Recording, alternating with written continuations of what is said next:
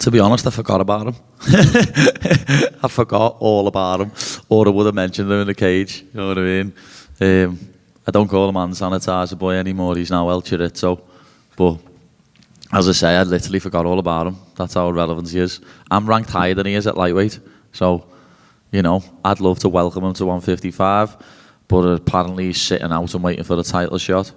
But, you know, that what I've just done to Chandler's after blueprint to beating him.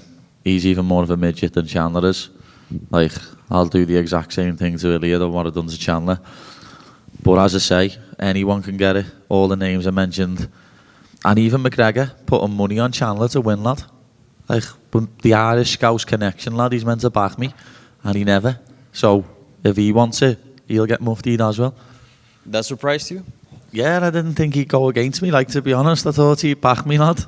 Not back Chandler. But one of them, innit? Thank you. Paddy over here. Obviously, Conor bet against you, but he was respectful in it. What do you plan on saying to him the next time you see him? I don't know if I'll ever see him. You never know.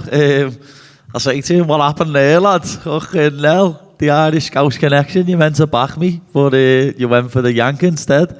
But